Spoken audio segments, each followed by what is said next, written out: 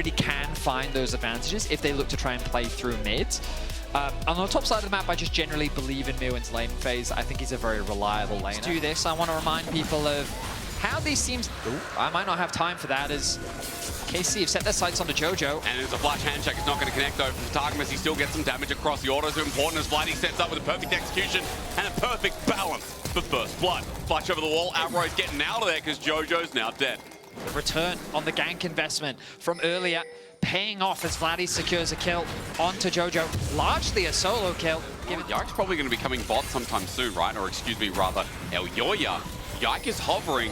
Elyoya's coming for a dangerous path. Jojo's coming over a ward as well. They know a gank's happening, but Targamas is almost dead before the play starts. Arrow at melee range won't get much of a stun as MKOI there in front of Caliste, who flashes the way, side's being shoved down, and even though he'll be bailed out, there's no reset on the horizon.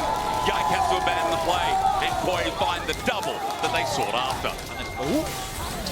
Is it going to be a kill, though? It's just Myrwn getting out with an ult for all. A kill over to Supa as well. Oh, God hasn't really gone anywhere off the back of it. I mean, 500 in the lead. Vladi. Kills are important, as you said, as Vladi's going to set up for one of his own onto Canna and Myrwn. Getting involved in their lane. Sure, flip doesn't connect, but at least the damage does. Vladi secures it. Canna gets out after They want to fight this. They have the Ashe arrow. All the ultis are up. For the hostile takeover, the arrow, as you said, comes out, but the dragon is smoten down as Caliste is just yaunched on by Supa and Jojo. He didn't even get a chance.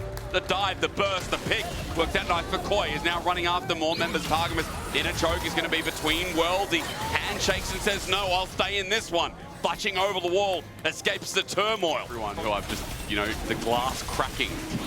That's kind of how I see that one there. Dragon starts on bot side, but Jojo and Vladi going to meet up for the time being. Seismic shove connects and sets up for some good poke damage, but Vladi's okay for now. Jojo tries to clear the way, but that was mega clean from Vladi. He's not going to take the shuriken flip back in. He takes his ulti out. Stealing away the blue buff. Looks like that's going to be the game plan for now.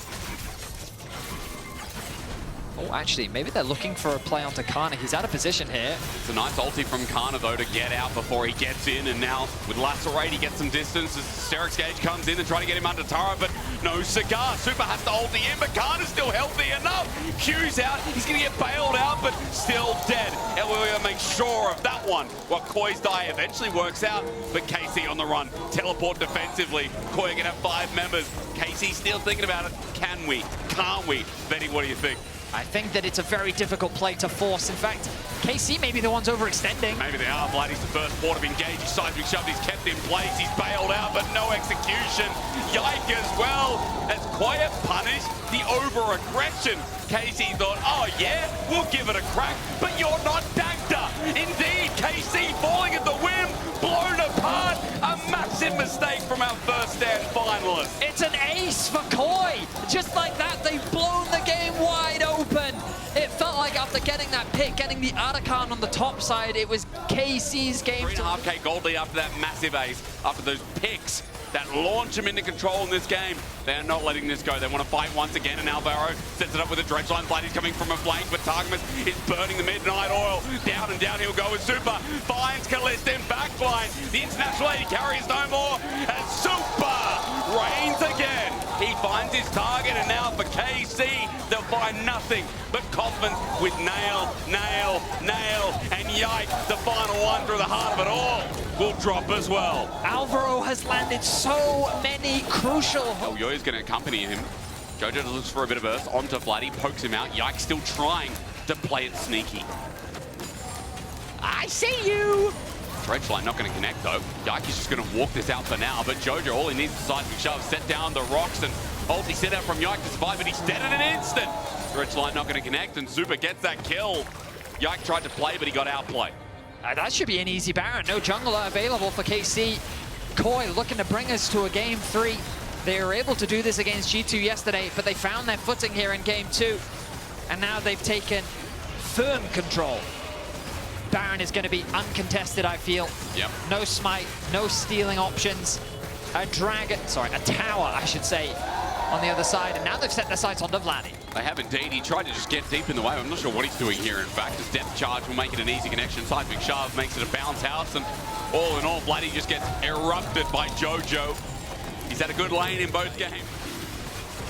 And I am glad to say it looks like we're going to get our second game 3 of LEC Spring. Pushing sideways as objective bounties are available.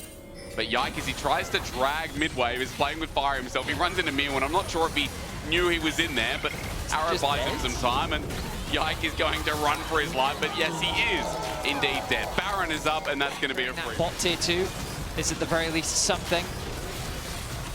But now with this Baron, that should be enough to allow for MKOI to begin their siege and look to try and end this game. Surely 10k and Baron. Sure. That's enough of a lead. Now. Oh, they're going to get Dragon as well. All right. Okay, why not? You know what?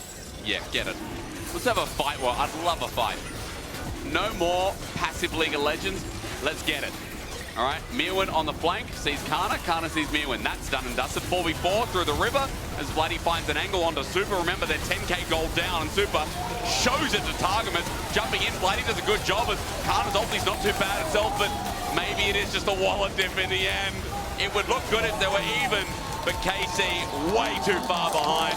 All Hail Marys thrown out, and now game 3, we're well on the way. I mean, Supa just makes it so difficult for Vladi to find any assassination attempt. The moment that Vladi found the flank, Supa dotted to the other side of the team fight, creating so much space between him and Vladi, allowing him to get that kill onto Caliste. They lock down Vladi, get the kill onto him, and they're looking to bring us to game 3. And we're starting to get an answer. We ask, can fish climb walls? Well, if they are blue, they sure as well can try. We're going to a game 3 after one massive team fight. That was a slow burner, but KOI got the fight in them here. They try and get revenge for winter playoffs. KOI will find their first win of the year against this iteration of KC, and it was a much needed one. Single round robin, best of 3. These matchups against the top teams are important when it comes to fighting for playoffs, and so a win for both sides is going to be important as we get closer to game 3. Well, a game 3 we are, though, in a best of 3 fearless. This is what comes out of the hat here as we throw to Shox, who's standing by somewhere. Where's the camera?